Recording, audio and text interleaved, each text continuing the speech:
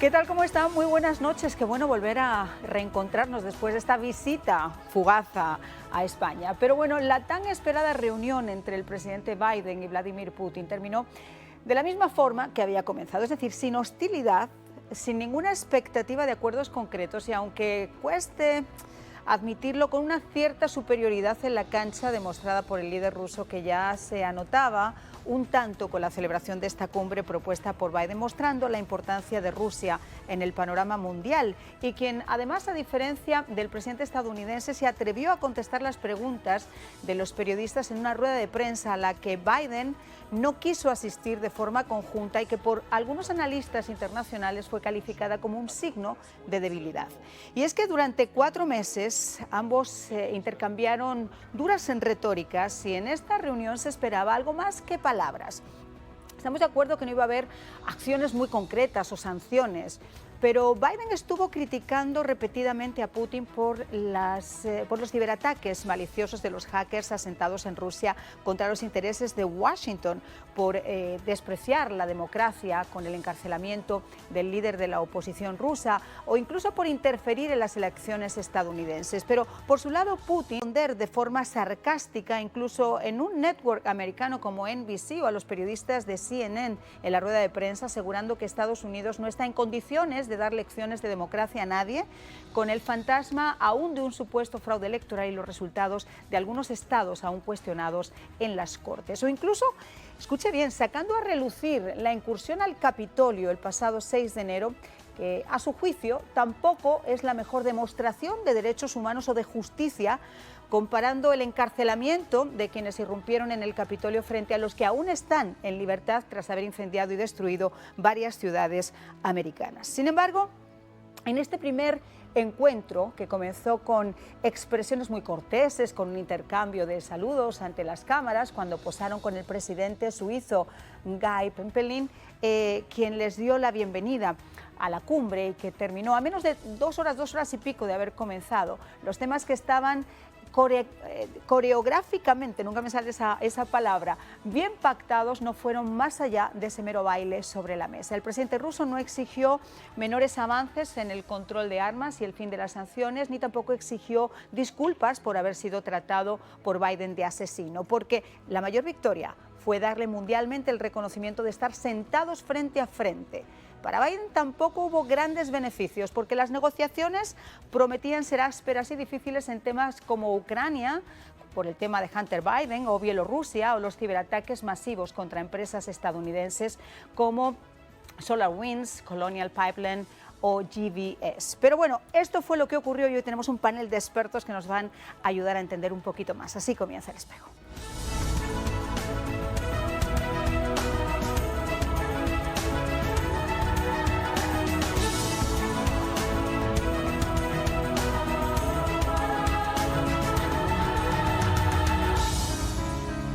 Bueno, pues ya de inmediato, panelistas impresionantes. Octavio Pérez, teniente coronel retirado de las Fuerzas Armadas de Estados Unidos, muchas gracias. Gracias por la invitación, como siempre. Y Eric de la Fuente, mi colega, ¿cómo se dice? Mi tocayo, exacto, analista político internacional y profesor de Relaciones Internacionales de FAIU. Bueno. Vamos a escuchar, antes de entrar en materia, qué dijo Biden de Putin y Putin de Biden. President Putin and I had El presidente Putin y yo compartimos la responsabilidad única de gestionar la relación entre dos países poderosos. Una relación que tiene que ser estable y predecible, y deberíamos poder cooperar cuando sea de interés mutuo. Donde tenemos diferencias, quiero que el presidente Putin entienda por qué digo lo que digo y por qué hago lo que hago y cómo responderemos ante acciones específicas que dañan los intereses de Estados Unidos. Le he dicho que ningún presidente de los Estados Unidos podría mantener la fe en el pueblo estadounidense si no hablaba en defensa de nuestros valores democráticos y las libertades universales y fundamentales que todos los hombres y mujeres tenemos. Eso es del ADN de nuestro país. Por eso le dije que los derechos humanos siempre estarán sobre la mesa. No, sí, todo eso es muy bonito, queda muy bien dicho, pero yo la pregunta que me hago es ¿y? Pues mira, no ocurrió porque no lo puso sobre la carpa, sobre el encarcelamiento del disidente Navalny. y después de lo que oímos en la rueda de prensa que hizo Putin, cuando tú bien dijiste en tu introducción, que él dijo, bueno, es que yo no quiero que en mi país ocurra lo que ocurrió con ustedes. O sea, que le tiró fuerte, duro, muy duro. Como tú dices, esto fue una reunión que empoderó a Putin. Putin revisitó el lugar donde se reunieron en el 85 Gorbachev y Reagan. O sea, que se replicó mucho de lo que fue el momento más duro durante la Guerra Fría. Ahora coincide que es el momento más difícil o de relaciones más adversas que tenían estos dos países y logra este capital político con esta reunión. Pero aquí no hay nada, María. Mira, tú estás hablando de... No se habló del Medio Oriente, de Siria, no. de Irán. No se habló de Ucrania. No se habló de... Bielorrusia. La militarización del Círculo Ártico. Que, por cierto, ellos van a ser... Hay un componente, un grupo que se llaman el Grupo del Círculo Ártico. Ellos van a ser los chairpersons del 2021 al 2023. Y ellos le están robando terreno a Noruega, a Islandia. O sea, en todo esto tiene que ver por exploraciones de gas y de petróleo y de recursos. Y nada de eso se habló. Eric. Yo lo veo un poco más pragmático para ambos lados. A mí me parece, primero, esta fue una reunión para medirse uno al otro. Se conocían antes porque el presidente Biden, como vicepresidente, también viajó y también como cuando estaba al frente de la Cámara, el panel de Relaciones Exteriores en la Cámara, en el Senado. Pero a mí me parece que primero para el presidente Biden, el parte de este viaje en total es cambiar las relaciones con Europa, ¿no? Las alianzas que ha tenido con la OTAN, ¿no? Y ese tema de la OTAN, tratar de indirectamente, de cierta manera, mandar un mensaje a Vladimir Putin que Estados Unidos va a estar apoyando a la OTAN, que es una de las prioridades en la política exterior rusa, ¿no? En términos del tema. Claro, del lado de Putin, una persona muy experimentada. Es un lobo con unos dientes muy afilados. De hecho, él hace una frase, dice, no estamos aquí para vernos los ojos y mirarnos el alma, que es refiriéndose a cuando George Bush le dijo eso, también Biden, sino para una relación pragmática. No tenemos que ser amigos, tampoco enemigos, no en ese sentido, y ver. Y más que nada eso, yo sí creo que detrás de las cortinas se hablaron de Ucrania se habló. No se habló, como dijo, no se habló públicamente, pero de Ucrania se habló mucho, ¿no? De los intereses que tiene Rusia, que tiene Estados Unidos en la zona. Y yo creo que el tema de las armas nucleares es un tema que se tocó. Y a mí me parece que Estados Unidos, o por lo menos lo que me dicen algunas fuentes mías antes de ir allá, también querían dar el mensaje de ciberseguridad, no tanto de protegernos, sino de que también tenemos grandes capacidades, inclusive mucho más capacidad de lo que la gente piensa, de atacar también a Rusia. Y eso fue precisamente lo que comentó además Putin en la rueda de prensa, porque hubo un periodista de CNN bastante intenso que le hizo varias preguntas de cuándo iban a dejar de espiar a los Estados Unidos, cuándo iban a dejar de ser opresivos con la oposición, etc. Y esto fue lo que dijo al respecto de los ciberataques. Con respecto a la ciberseguridad, acordamos que comenzaremos las consultas sobre este tema. En mi opinión es extremadamente importante. Somos conscientes de los ciberataques contra un oleoducto en Estados Unidos. También sabemos que la empresa se vio obligada a pagar $5 millones a los chantajistas. Según mi información, parte del dinero ya ha sido recuperado. Pero yo me pregunto, ¿qué tiene que ver los órganos estatales de Rusia con eso? Bueno, y en otro momento, incluso en esa misma rueda de prensa, él comentó que Rusia era uno de los ciberespacios que estaban más atacados, que era donde todos los satélites estaban puestos y donde había más injerencia del resto de los países internacionales. Pues mira, una de las cosas curiosas es que en los supuestos tratados, porque esto es el nuevo campo de batalla. Claro, por supuesto. Que no entienda, ¿sí?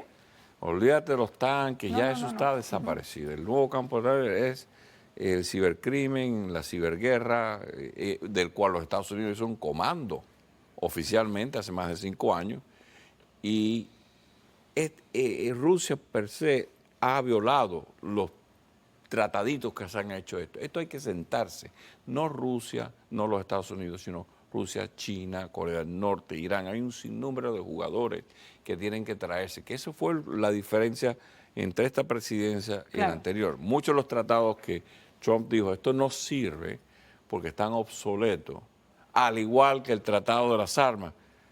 Estábamos hablando de que sí hubo, mira, como tú y yo habíamos hablado anteriormente, todo esto estaba pactado. Sí, Aquí claro, no o hay sea, eran nada, temas que estaban en la mesa y no hay esto iba nada a de improvisación.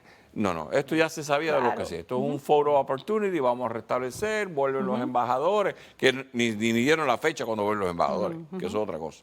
Entonces, vamos a ver si nos ponemos a hablar de esto. Pero, Se restablece, pero no te dan fechas. exactamente, y tú estás hablando aquí armas hipersónicas, que ya eso es un campo de batalla totalmente que viola la velocidad, el alcance. Un arma hipersónica tú la puedes poner donde quieras.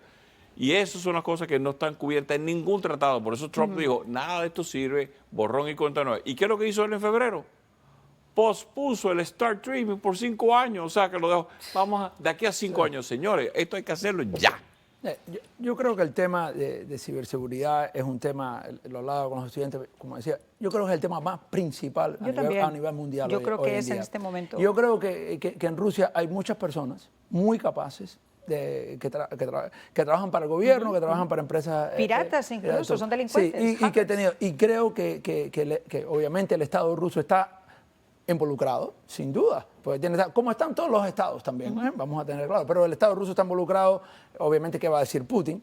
No solo de lo que hace el Estado ruso, pero inclusive de elementos que está, si el Estado ruso quisiera también intervenir, pudiera intervenir, ¿no? Pero no solo, pero creo que Estados Unidos por mucho tiempo, la conversación es siempre qué hace Rusia y cómo nos defendemos. Yo creo que Estados Unidos está mandando un mensaje diciendo, nosotros tenemos también gente muy capaz, con mucha tecnología y podemos causar mucho daño. Nuestra defensa puede ser una contraofensa en ese sentido. Creo que para Putin estas tipos de cumbres son siempre muy efectivas porque él sabe manejar. Primero, no tiene presión de prensa local, entonces no es que tiene a periodistas rusos preguntando. Y está muy bien preparado. Está muy preparado, está acostumbrado a hacerlo y sabe manejar el mensaje. Él cambia siempre la narrativa, lo decías al principio. Acabamos hablando del Capitolio, de la democracia, de las relaciones raciales en Estados Unidos. Cuando yo quisiera preguntarle a Putin cómo la raza negra es tratada dentro de Rusia, ¿no? También algunos que hay. Pero bueno, el punto es que él sabe manejar bien la narrativa y está preparado y como el tema es que a él le dicen, oiga, en Rusia no existen los derechos humanos, en Rusia la justicia no funciona, en Rusia no hay transparencia informativa y entonces él rebate con cosas que sabe que en este momento puede rebatir. Porque en Europa, por ejemplo, y ahora lo vamos a ver después de esta pausa, hace 4 meses, hace 3 meses, te lo voy a poner mejor, el tema de Biden se trataba de una forma total y absolutamente diferente. De las elecciones no se hablaba en Europa de un fraude, eran las elecciones que había habido. Yo acabo de llegar en este momento y hay 2 cosas que están sobre la mesa que eran mucho más preocupantes que esa reunión que iba a mantener con Putin. Una era el estado real de salud de Biden y su capacidad para poder manejar este país a raíz de lo que hemos visto en esa reunión del G7, y 2, si realmente estaban legitimadas esas elecciones. Estamos hablando 4 meses después, cuando ya todo el mundo se había olvidado de esto. Vamos a ver qué dijo el presidente Biden sobre los ciberataques y después entramos con ese otro tema en cuestionamiento. Another area we spent a great deal of time on. Otra área en la que dedicamos mucho tiempo fue la ciberseguridad. Hablé sobre la propuesta de que cierta infraestructura crítica debe estar fuera de los límites de los ataques. Punto. Le di una lista y, si no me equivoco, hay 16 entidades definidas como infraestructura crítica que fueron atacadas, desde el sector energético hasta nuestro sistema de agua. Por supuesto, el principio es uno y tiene que estar respaldado por la práctica. Y ese principio es que los países responsables deben tomar medidas contra los delincuentes y piratas que realizan ataques cibernéticos en su territorio. También le hablé sobre la necesidad de garantizar que Irán no adquiera armas nucleares y acordamos trabajar juntos en ese sentido porque es un tema de interés mutuo. Bueno, esto es un tema de Estado donde además los civiles de alguna forma o de otra también se ven afectados, al punto que, por ejemplo, en Naciones Unidas en esta semana ha quedado subrayada en no menos de 25 menciones en el comunicado final de esta cumbre. Y les leo textualmente: los aliados trazan una nueva política integral de ciberdefensa, señalando que si un ciberataque es lo suficientemente serio, podría convocarse el artículo 5 de la OTAN, que indica que un ataque contra un integrante de la alianza es un ataque contra todos los miembros. Y déjame decirte una cosa. Estos son artículos de guerra. En otras palabras, por eso es que hay que sentarse al nivel internacional y definir lo que es el cibercrimen y lo que va a ser estas nuevas pautas Por eso es lo que ellos mismos estaban diciendo, porque cualquier ataque a una infraestructura, ya estamos hablando un acto de guerra, porque estás destruyendo. Imagínate que te apaguen toda la banca, que aunque ya se han preparado muchos de los reactores nucleares para que no ocurra esta interferencia, pero en un pasado, hace unos 6, 7 años, existía la capacidad de entrar a un reactor y apagarlo o ponerlo a volar, o sea, que se quemara el reactor. Ya hay más sistemas de mecanismos en todos los países para eso, pero tú no puedes exigirle a alguien que esto está fuera de base. Ese es el objetivo. Señores, si yo quiero ponerte de rodillas, yo te voy a tratar el grid eléctrico, te voy a tratar el agua, todo lo básico. Y esto hay que codificarlo a nivel internacional como una ley, que esto llevaría a un acto de guerra. Un acto de guerra. Eric, yo estaba antes de la pausa hablando de dos incertidumbres que se proyectan en Europa después de esta reunión del G7 sobre la política exterior de Biden. Una es su estado de salud, si realmente está en condiciones reales, después de que él mismo admitió que tenía tarjetas para contestar preguntas de cada uno de los interlocutores en esa reunión, después de que el primer ministro canadiense Trudeau, no sé si de forma sin darse cuenta o de forma totalmente consciente, dijo ante los medios de comunicación que Biden no estaba en condiciones, que no lo veía en condiciones de poder manejar esa agenda. Y la segunda era el tema de la legitimación de las elecciones, que era un tema que en Europa no se tocaba. ¿Crees que realmente esto que toca ahora a Europa, en varios medios de comunicación, France Press, el diario ABC, etcétera, es una realidad de la que nosotros nos tenemos que preocupar, esa incertidumbre por la política exterior? Yo creo que en la política exterior estos temas siempre son sensibles, pero yo creo que Europa especialmente está buscando un cambio de relaciones con Washington. Sabemos que muchas de las relaciones entre muchos líderes europeos y el presidente Trump fueron ásperas, para decir. ¿Pero crees que en este viaje ha estado capacitado para hacer esa agenda? Bueno, yo creo que como se ha manejado, dijiste que no participó en una conferencia de prensa, yo creo que como han manejado su equipo de comunicación ha sido bastante inteligente. Lo tienen puesto, por ejemplo, donde estaba dando estos comentarios que estábamos enseñando ahora mismo, no era una sala de prensa, sino era donde tenía mucho más espacio de manejo, estaba a una altura también, si lo ves, le daba una cierta manera de tener control, y yo creo que se estaba manejando la imagen bastante bien, pero y no sentarse al lado de Putin. La imagen, y la otra es la capacidad real de poder manejar esa agenda sin necesidad de eso. Bueno, es un tema que se tiene que ver, pero creo que durante la gira... Es que la gente no es tonta, Eric. O sea, lo que te quiero decir es, yo puedo hacer encaje de bolillos y ponerle en las alturas y darle todas las respuestas de lo que tenga que decir, pero la gente no es tonta. Si tú no le permites a los periodistas que te hagan preguntas, si a los únicos que permites que te pregunten son con respuestas amañadas, si no permites ruedas de prensa con alguien conjunto, ¿estás en capacidad de hacerlo o no? No, pero bueno, tampoco cometió un error garrafal. Bueno, ¿no? hubo un par de incidentes donde un periodista le dice, ven acá, ¿usted confía a Putin? Y él hizo el no. Hubo un desmentido después. Entonces, eso tuvo que venir la jefa de la Casa Blanca. De la Casa Blanca. Y cuando tú estableces ese elemento de duda, aporta más a lo que pasó con el primer ministro canadiense Trudeau. Eso, por ejemplo, me pareció mucho más que cualquiera de las otras cosas, porque fue algo informal. Y Boris Johnson, señores. Y no planificado. Pero Boris Johnson le dijo, cállate la boca 3 veces. Sí, porque le interrumpió. Yo creo que también, ¿sabes? Es importante que para el presidente Biden manejar dentro de sus propias capacidades cómo se comunica con el tema. Yo creo que no sentarse en la conferencia de prensa con Putin, que muchas veces se hace, ¿no? Lo hacía por dos cosas. Uno, para no darle la imagen, ¿sabes? Está tratando de contrarrestar la imagen de Helsinki, de Trump con Putin. Pero la otra es porque Putin es... Pero la otra es que Putin es muy bueno manejando la prensa internacional, ¿no? Inclusive cuando tiene preguntas que uno piensa, pero obvio, ¿no? Que sabe que los derechos humanos son violados. Bueno, él sabe cómo salir y te están preguntando a los dos simultáneamente. Yo creo que en ese caso el tema de Putin. Pero yo creo que un tema, para no perder de acá, que no tocamos, fue el oleoducto que se está cerrando con Alemania. Bien, que creo que es a lo mejor el tema más importante hoy en día, a lo mejor en términos de esta relación que está tratando de reconstruir Estados Unidos con Europa, etc. El país más importante económicamente en Europa es Alemania. 40% aproximadamente viene de Rusia, y están acabando un oleoducto que no va a pasar por Ucrania. Mucho del petróleo hoy y gas pasa por Ucrania, cuando estamos hablando de Ucrania, y eso va a seguir adelante. a pesar de todas las declaraciones, va a salir adelante. No solo que Rusia lo va a hacer ahí con Alemania, la persona encargada del oleoducto del lado ruso es un agente KGB muy cercano a Putin. Y Merkel, que inclusive le dio albergue a Alexei Navalny y todo, lo devolvió y todo el tema cuando fue, pero al final va a ser porque cada país defiende sus intereses. Claro, y es que eso es muy gracioso porque Biden ya lo hizo aquí en Estados Unidos. Yo creo que el mayor favor que le pudo hacer a Rusia era cerrar el oleoducto que estaba acá. Pero ven acá, ¿cuántas veces los rusos, cuando estaban las cosas bien en Ucrania, le cerraban a Ucrania por no pagar a tiempo o a cualquier otro país en Europa? O sea, que esto se los pone de rodillas. En el invierno. En el invierno, ¿entiendes? Entonces, esto es como tú caminar con una pistola aquí en la boca cargada y con el gatillo. Y tú dices, pero eso es un problema que él no se habló, ¿verdad?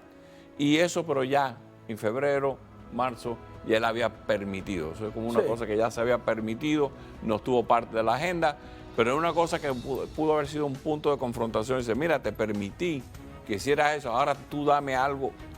Porque eso es lo que se está hablando.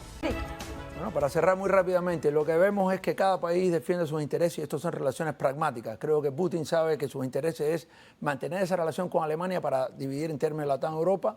Biden está tratando de cambiar la imagen de la alianza con Europa y con la OTAN y que está poniendo un poco de contraste como la relación con Putin que tenía Trump versus la que tiene Biden.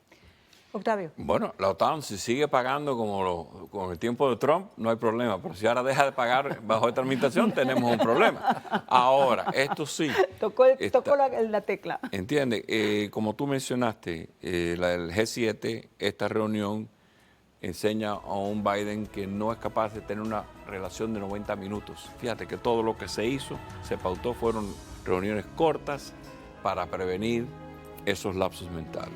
Muchísimas gracias a los dos y gracias también a todos ustedes por habernos acompañado. Nos vemos mañana y nos escuchamos en Radio Caracol a las 5 de la tarde. Chao.